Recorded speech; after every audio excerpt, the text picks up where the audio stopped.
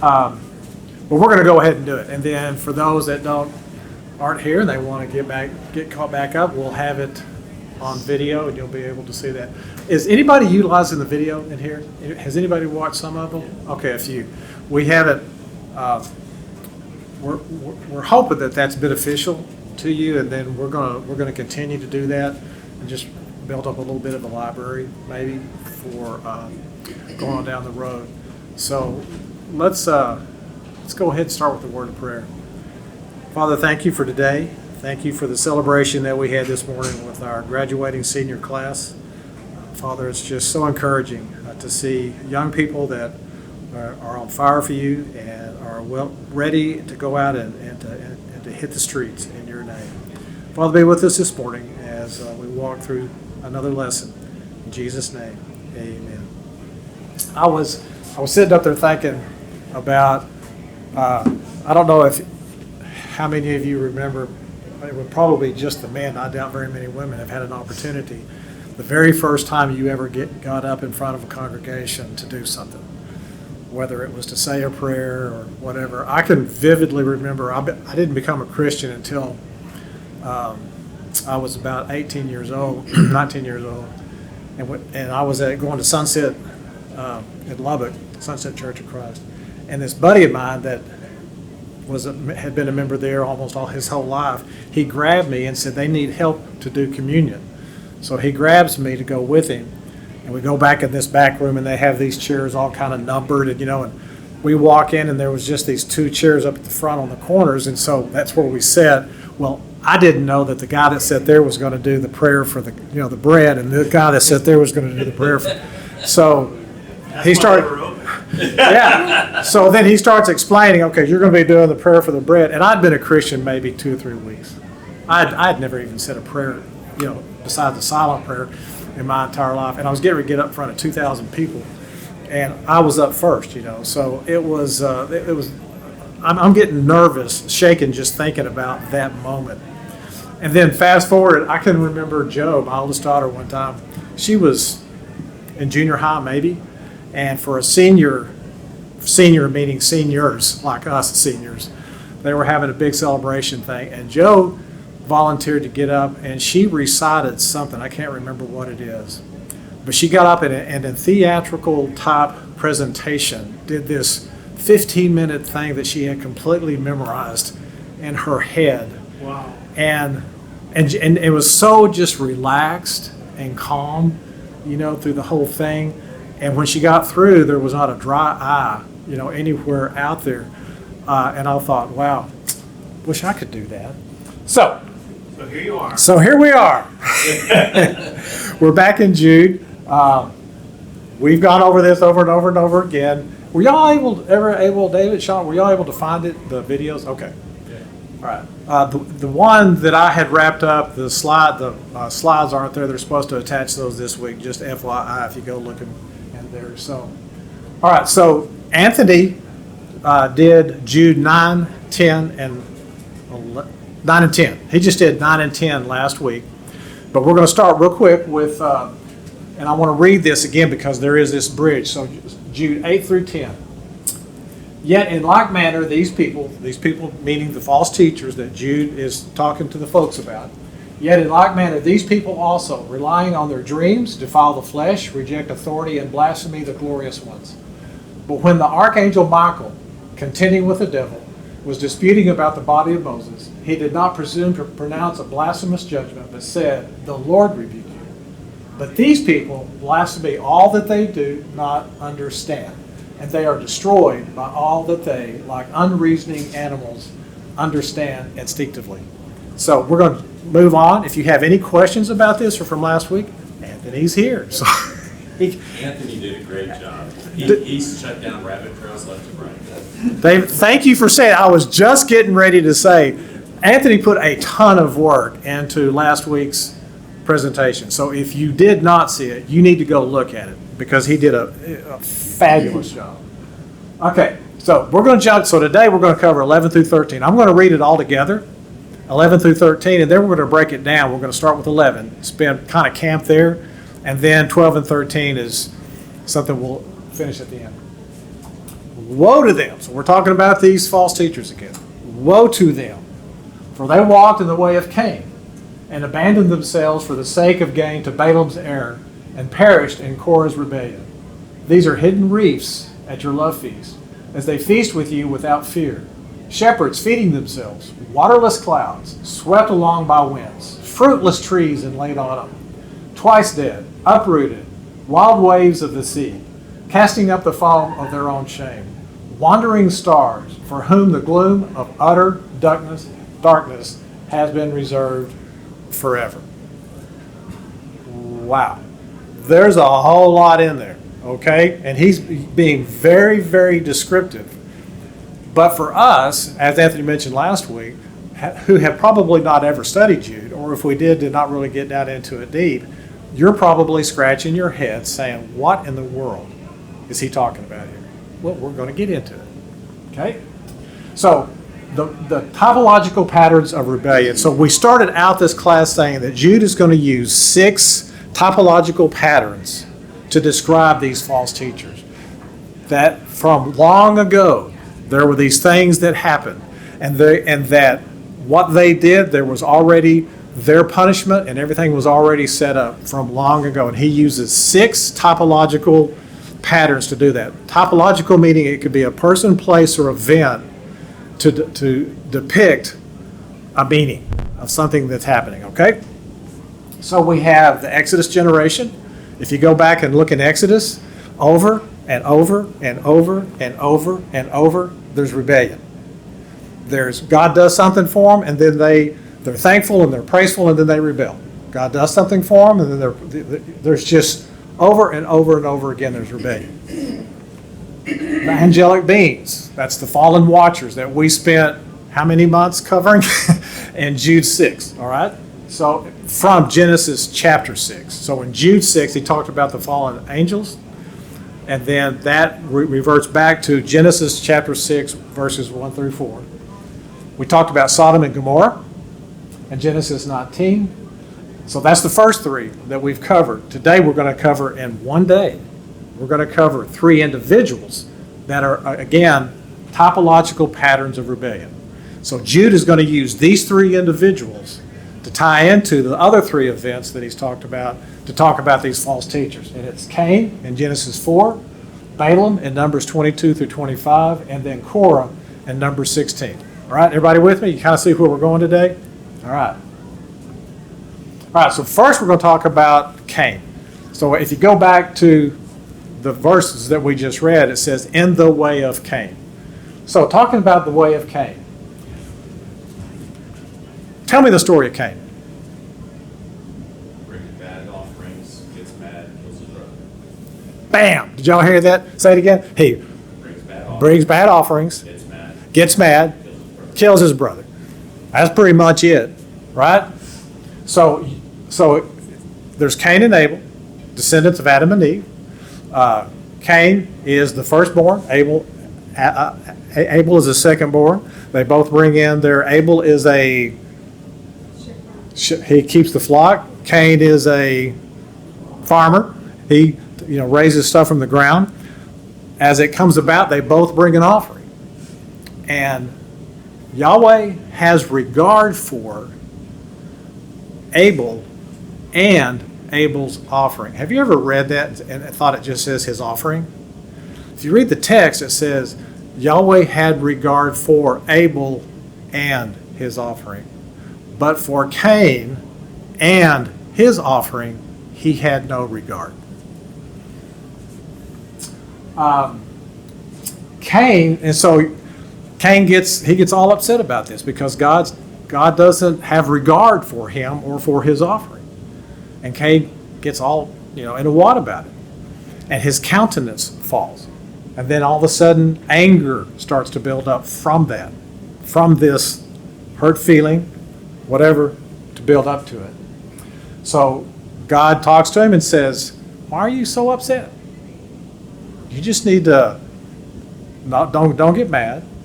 You just need to do well, and then your countenance will be lifted. But Cain refuses to heed God's warning, his counsel and his warning.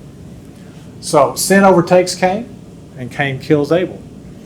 And I hadn't really paid much attention before they go into the field. Cain tells Abel about this conversation with Yahweh. So then they go out into the field, sin overtakes Cain, and he kills Abel in anger. Cain is punished with exile for what he did.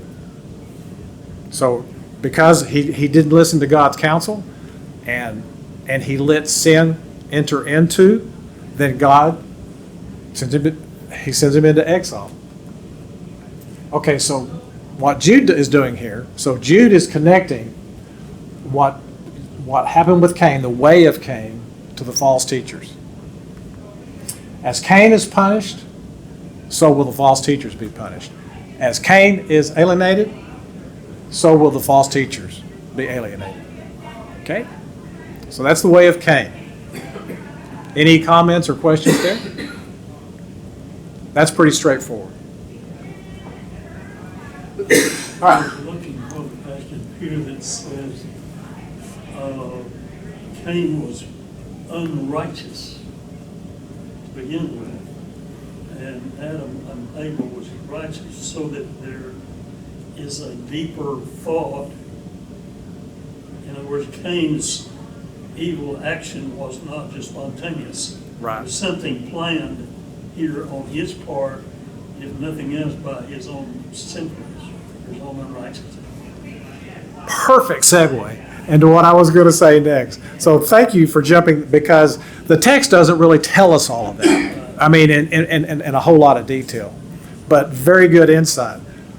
But we've talked a lot about this intertestament writings, such as First Enoch, Josephus, the book of, Anthony talked about the book of Moses last week, because it was the verse that's in here that talks about Moses and his body. That's all. You won't find that anywhere in the Bible, but you will find it in the book of Moses, which is part of the Apocrypha, which is a text that was written long ago. It was found at the Dead Sea Scrolls. It's material that Jude would have known, been very well aware of, because he used it in his writing. So, Second Temple literature. So there's a Second Temple literature view. If you go back, and there's 59 books within the Apocrypha, so there's a lot of different writings and things to be found in there, including First Enoch. But here, I'm just going to give you a few things that are mostly from Philo and Josephus. I'm sorry, I'm real dry this morning. So I'm just going to give you kind of one-liners. But there's a lot of writing about exactly what you were just talking about Cain's nature before this ever was. Cain was self-absorbed. He was militant. He was greedy. He was a keeper of bad company, the devil. He was one who lures others to join him. He's the example, the perfect example of a narcissist. And one who contributes nothing, but only takes. I think that's kind of the bottom line. And as we were saying right here, Yahweh saw all of this in Cain from the very beginning. Okay? So, Yep. whenever we talk about something that's not in the Bible, Yep. I always go back to why is it not in the Bible? And all this is somebody's opinion, but we can't believe it's inspired, right? The only reason I'm going there is I can see some people saying, well, we want to give God justification for being so harsh, that this is who Cain was all the time. We don't know that, right? I hate to defend somebody who did No. what he did. Yeah. Right? But I always got this picture in my mind, like, he wasn't a great guy, but I never thought of him as being this person that you got described there. That just kind of blows me away, because I'm thinking, he's got Adam and Eve as a mom and dad. They walked with God. They made a mistake. They raised a pretty good kid who kind of lost his way a little bit, and then just had a mental breakdown and killed his brother. That's the way I wanted to see him. I didn't want to see him as somebody who just is what you got there. I've always been, in teaching, it was always, it might have been called out even jealousy that Abel was accepted. So I think that it would go along with what you're saying, that even the best of us can get get jealous and then allow that to derail us in our approach. I even thought maybe he just had a bad year with his crops and said, well, God's not going to eat it anyways. I'll bring in the stuff that didn't go so good. You know, I'm trying to justify maybe why I'm not a good person always. So let me just give you a couple of my thoughts. Anthony, jump in here. But a couple of my thoughts are we don't know a lot of things, for sure. And we've talked a lot about the whole thing about canonization, about things that were canon and inspired and so forth. Remember that when this was written, when Jude is writing his text, there was no canon. There was nothing about canon. There was nothing about, well, what is inspired and what is not inspired. They're all using material that had been available to them, that had been written over the years. For years and years, it was all by word of mouth, how these stories go, you know, from the early Genesis. A lot of it was just, you know, and then through all the different languages and how it's translated and how it goes forward. What we do know is that this material that was available, that was available all together, you have with the Dead Sea Scrolls, you have the actual historical text that all became canon, but then you also have well-read and well-documented material that the writers of the New Testament used, and we've shown that from Paul, with Peter, with Jude, and with others, that they use this material. And a lot of times when they are writing, and they don't go into a lot of detail because the people of the day, Second Temple Jews of the day, they know all of this stuff because this material's been available for hundreds and hundreds of years. So it's not that it's, you know, all there. This was interesting going across the aisle because here you read a text and you've got a view of what you thought that it's always been, and then you've got a view of what you've always thought, and I could sit here and say, yeah, to both of those. You could make an argument of that. Well, we're 2-1. Well, you have to go back, and I'm not getting in on y'all's discussion, but No. you have to go back to the source, being the Holy Spirit. He knows all that. Yep. And when you go to Josephus and Commendator's commentaries, which go all the way back to the first century, it's incredible, in Josephus' case, incredible what he put together that was part of the lifestyle of the people of the second and third centuries. Right. So that accumulation of material that he had that he wrote from, in a way, is only superseded by what the Holy Spirit said. Right. You know, so that, and like in Josephus' case, and there's one of Josephus that put on one side of the page what was happening in the Roman world, and on the right side of the page was what was in Scripture, and he compared the two. Now, it's been a long time since I studied Josephus, so you have to help me out here. But when you go back again to Peter saying, the Holy Spirit saying back in reference to Cain was an unrighteous person. Now, in the Old Testament, he says, Abel also brought. And the only way, in Hebrews 11, the only way to know that was he did it by faith. So God had told them both what to do.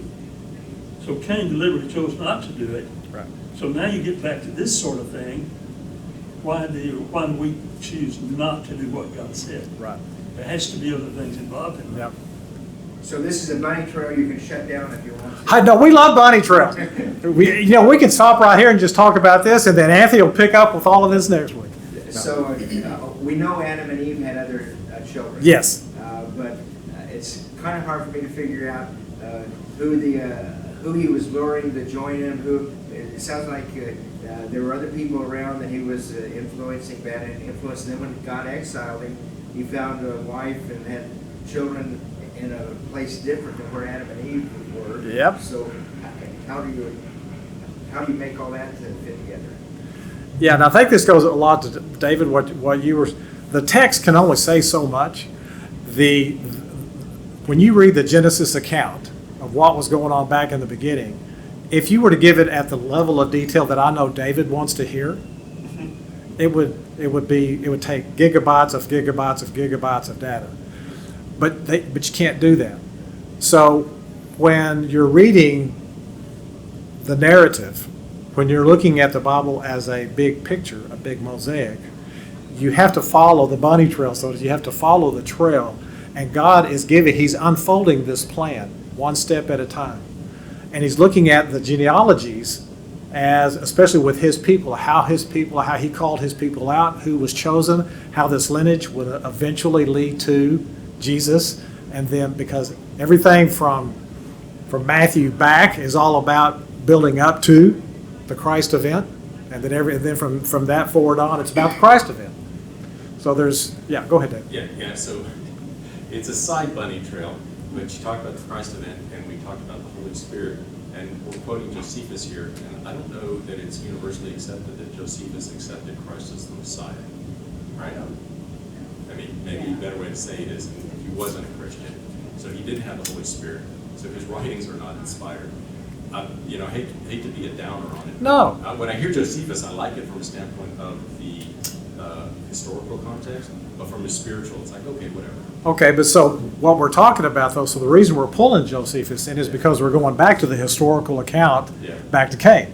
And he was a good source for that. Well, if you read Josephus, when I began to read it, they said, well, if you want to know more about things, you go to Josephus. Yeah. So to follow your argument, how many of the Jews today are Christians?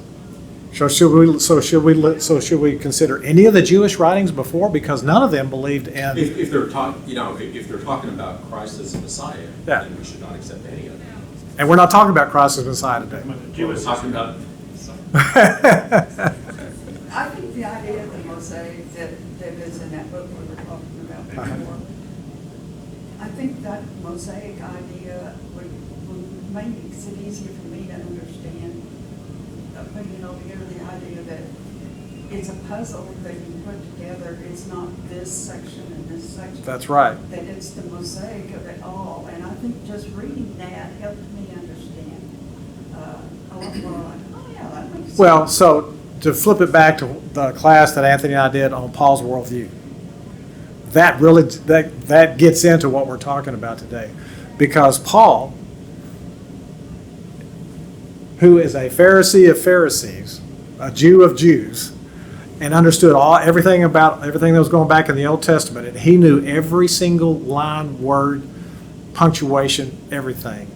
And then he would take things out of that and repurpose it in his discussion about the Christ event and pull in his Christology.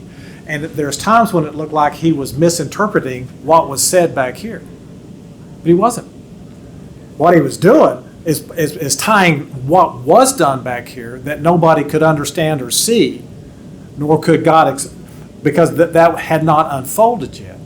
And that was all waited until the Christ event happened. And it's just like when Jesus came along. Sermon on the Mount. It is written. It has been said. But this is what I say. This is what this means. The Christ event changed.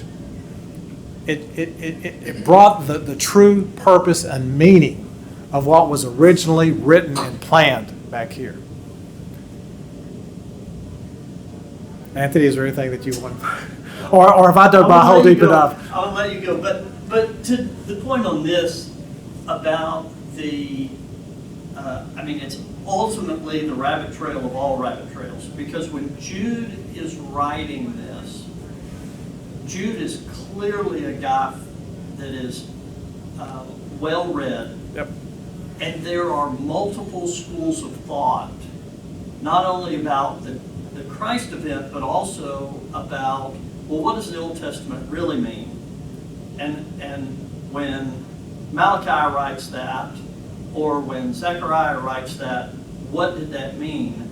And you're going to have multiple Jewish leaders saying, well, it means this, and another one will say, no, it means this, and you have the same thing at that point in time, because you have all these writers and all this other material, and Enoch is a great book because they're arguing over, well, yeah, but does Enoch, is whoever wrote the book of Enoch, is that really truth?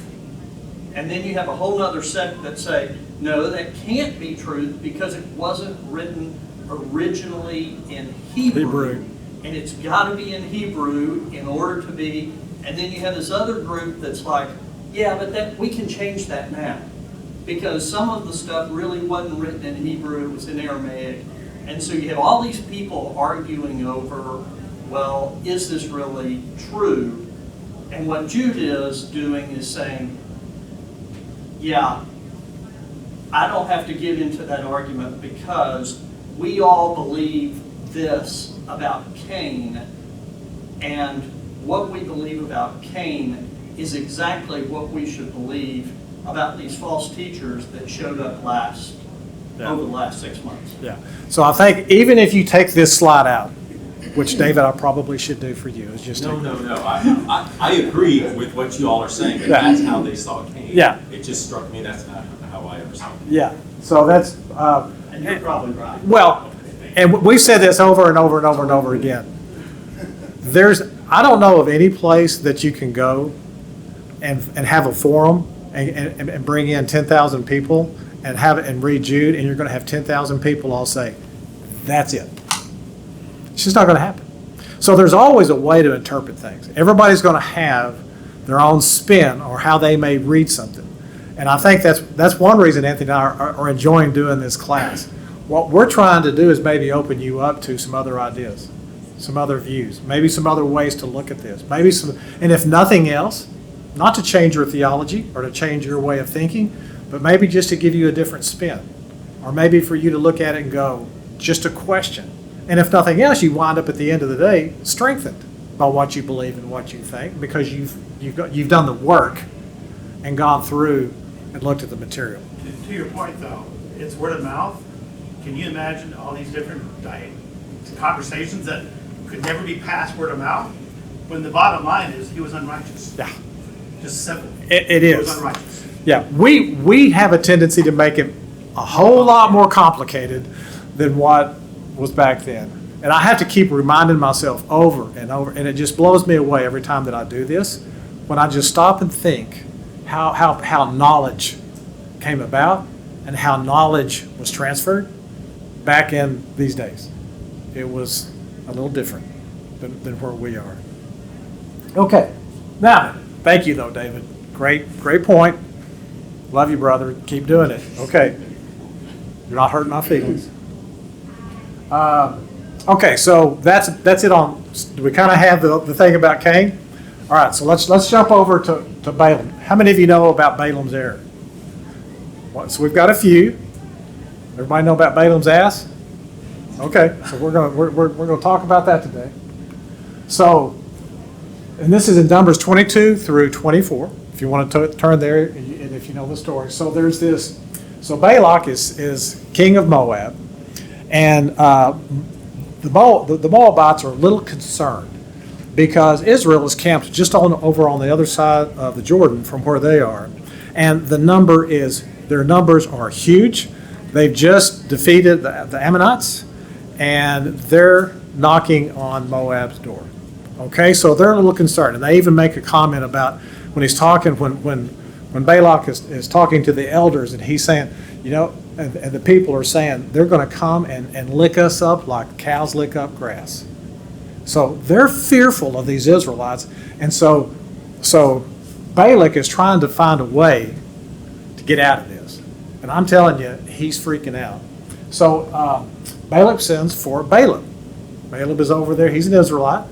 He's over there, and he calls for Balaam to come over because he knows that who Balak blesses is blessed, and who Balaam curses is cursed. He's asking Balaam to come over into Moab, and he's going to ask him to put a curse on the Israelites. Okay? So Balaam consults with Yahweh about this. So what Balak does, he sends some of his elders to go get Balaam and say and that he wants Balaam to come and visit Balak. So Balaam goes and confronts Yahweh. And Yahweh says, who are these that are with you? So he says, these are leaders from Moab. They have come over, and they're going to ask me to curse the Israelites. And Yahweh said, that ain't going to happen. I've blessed them, so that ain't going to happen.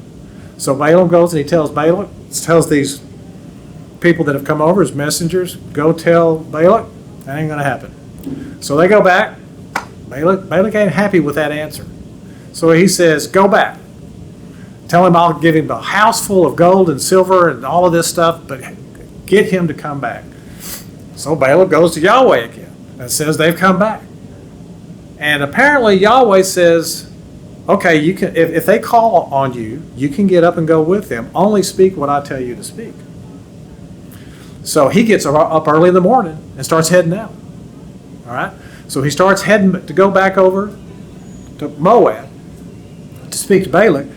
But as he's leaving, all of a sudden an angel of the Lord appears. Okay? And how is Balaam traveling? He's riding on his donkey. Now this is interesting. Is it a male or a female donkey? This is important. It's a Sheehan. Okay, so he's riding a female donkey. It's not important. I just make it a big deal. So he's riding this female donkey, and they're on the path. Well, an angel of the Lord appears. Balaam doesn't see it, but the donkey does. This is why it's important that you know that it's a female. So What was the donkey's head covered? the donkey's head was probably not covered. I don't know. So the donkey sees the angel of the Lord and starts going this way because the angel of the Lord's got a sword in its hand. So the donkey starts going this way. And Balaam strikes the donkey, hits her. So the donkey starts going this way. And then all of a sudden there's the angel of the Lord, sword in hand. So the donkey starts going this way because that Balaam hits the donkey again. So then the donkey starts going another way. And the angel of the Lord reappears. And Balaam slaps the donkey again. So she just lays down. She doesn't know what else to do. And then he strikes her again and gets mad. Then Yahweh opens the mouth of the donkey. So now, I'm sorry, how many of you have seen Shrek? So I just envisioned this Eddie Murphy female voice, talking to Balaam and saying, have I not been your donkey for 40 years? Have I ever steered you in the wrong direction? And his answer is, all he says is, no. So then his eyes are opened up and he sees the angel of the Lord. And everything becomes clear to what's happening here. So Balaam falls on his face. I have sinned. I am greatly distressed. I didn't know that you were there. Let's see, where am I? So Balak sends for Balaam a second time. Yahweh's then angry. The angel of the Lord appears to stop Balaam. And here's where I want to get to. The angel tells him, because your way was contrary to mine. Because see, if you go into verse, I think it's 21, it looks like Yahweh's saying, go. Just speak what I tell you to speak. So in verse 22, he heads out. But now all of a sudden the angel of the Lord shows up, trying to stop him. Well, what changed? Well, Yahweh knew that when he left, he was not going to bless. Or his intentions were not good. So he says, because your way was contrary to me. Okay. So Balaam's donkey saves his, and I wanted to use the other word, but this is a Sunday school class, so I use life instead. So Balaam's donkey saves his life, okay? Have you ever heard the story before in the New Testament?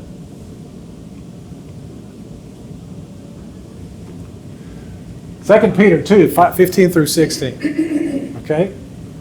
Forsaking the right way. Here, Peter's talking. Who's Peter talking about here? False teachers. Okay, we covered that in a previous lesson.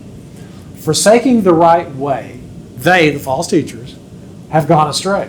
They have followed the way of Balaam, the son of Beor, who loved gain from wrongdoing, but was rebuked for his own transgression. A speechless donkey spoke with human voice and restrained the prophet's madness.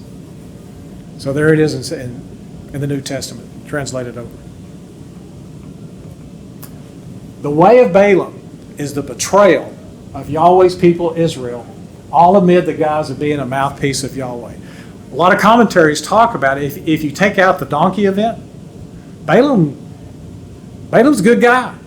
He says over and over, if you go back into the previous chapters, how Balaam would never do anything except what Yahweh told him to do. He even did that with Balak initially. I will not curse Israel, I will only bless Israel, and I will only do what Yahweh tells me to do. But apparently he had an intent that was otherwise. So he had this guise that he was all a good guy. But in his heart, there was something in there that was for gain. Jude ties the false teachers pretending to be mouthpieces for Yahweh, just as Balaam did. That's why this is brought up. This is being brought up in Jude about Balaam's error. Okay, everybody got that? Yep. Now, that's not the end of the story of Balaam. Do what? That's not the end of the story of Balaam. That's correct. Because he's later destroyed by the children of Israel. So backing up, he taught the women of The Midianites. Moabites, to seduce the Men of Israelites to get God angry with the Israelites. Yep. And that's amazing. It is. Thank you for bringing that up. I didn't want to. I was trying to cut this a little bit short, but it does. He just keeps going and messes up, and then it's in Joshua where he is he's taken out by the people of Israel. That's right.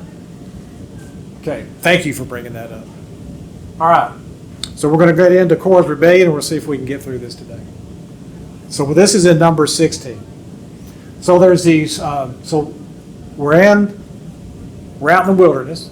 Moses and Aaron, we're out in the wilderness. They've just tried to go over into the land of Canaan. They've come back because there's giants over there.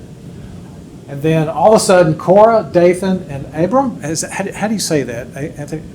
Abram, along with 250 other Levites, go toe-to-toe with Moses and Aaron.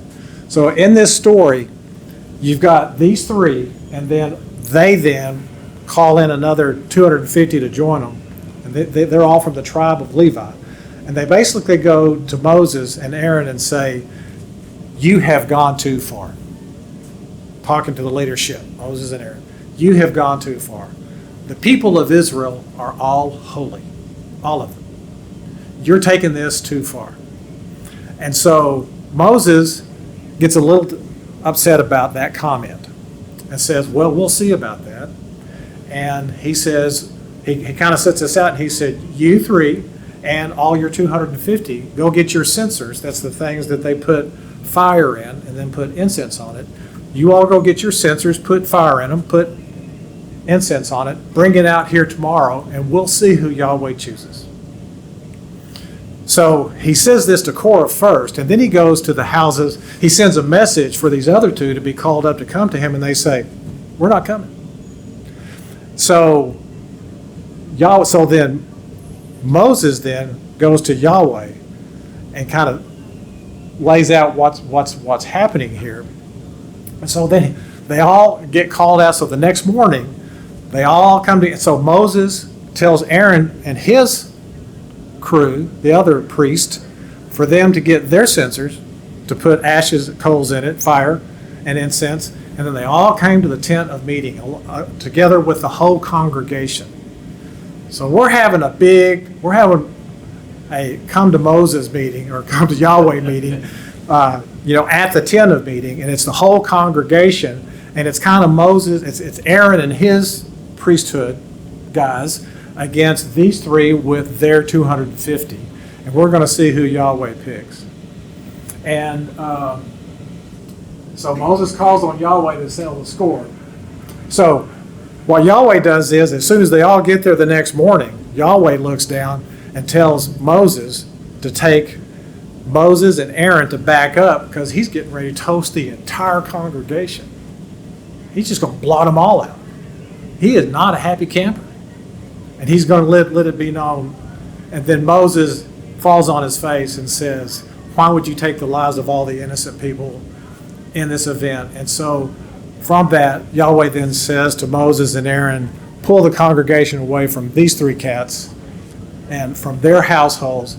And then Moses shows up and he tells them at their homes for them, and they come out with their families, they have their possessions, and he separates them out and he says, if you were to be taken out by natural means, shame on me, but if something really unnatural would have happened, then you'll know it's from Yahweh. And then he even says what it's going to be, and then Yahweh makes it happen. The ground shakes underneath, the ground goes away.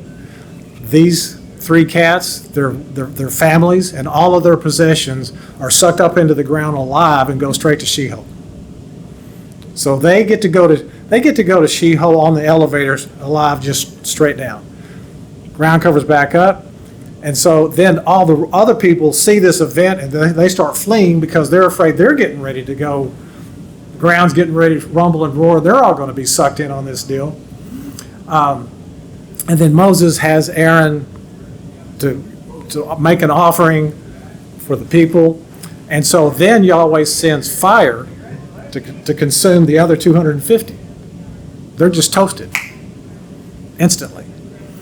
And so, as you read these stories today about, and people ask you, well, the God I serve would never do something like that. I always refer back to these stories and say, Yahweh pretty much does today, will do what he wants, and has always done whatever Yahweh feels is appropriate and correct in the moment for whatever the event that's going on. And we don't really have to understand why. But, so then they're all toasted, and then the next day, the congregation comes and they're fearful about what all is going to happen, and they're kind of, blaming this on Moses and Aaron again, and then Yahweh's ready to toast them all again. Not toast them, this time it's with a plague. And so, again, he has Aaron to go and to start giving sacrifices. So this plague has already started, and only 14,700 people wound up dying from the plague. All of that to say, this was a big deal. Korah's rebellion had to be dealt with. It had to be dealt with swiftly. And the people of Israel and everything moving forward, this is a story. So when Jude uses this, talking about Korah, the people of the time, Jude's readers, they didn't need any explanation. They knew the story. Side that to me is an endless itself. Why did all the families need sacrifices when it was the men, the head of the family, who were creating You want to punish somebody who touched their family. Huh? You want to punish somebody. Yeah. So the question was asked, why was the families of these three, of Korah, Dathan, and Abram, taking in with it and not just the three of them? And I think David made the comment that if you want to really punish someone, you would also punish their families. I'm not sure I know the real answer for that, but I know that that's pretty common. A lot of times when God wanted to blot something out, he would take men, women, and children. Yeah, I'm worried about Yeah. that because I don't understand. It's hard. It's a hard concept for us to understand, and I don't know that I have a real good answer for you. Okay? Okay, the next day, so we talked about that. All right. So Jude is well aware, his readers know and understand the story. The Korah is known as the classic example of a heretic. If you want an example of a heretic, this is him. Cain was a perfect example of a narcissist, and Korah is a perfect example of a heretic. Jude is tying the example of Korah to the false teachers who distort the message of the gospel and are opposed to any kind of divinely instituted authority, which was given through Moses and Aaron. So Korah, he came and he contested this level of authority that Yahweh had set up. Moses and Aaron were it. They came and contested that, and they wanted to take over the priesthood, and they wanted to be in charge. Okay, so we're going to wrap this up right here pretty quick. So the rest of this, 12 and 13, the verse again I'm going to read, it says, these, talking about these people, these false teachers, they are hidden reefs at your love feast, as they feast with you without fear. Shepherds feeding themselves, waterless clouds, swept along by winds, fruitless trees in late autumn, twice dead, uprooted, wild waves of the sea, casting up the foam of their own shame. Wandering stars, for whom the gloom of utter darkness has been reserved forever. The false teachers are blemishes. They are hidden reefs that do what? Hidden reefs back then caused shipwrecks.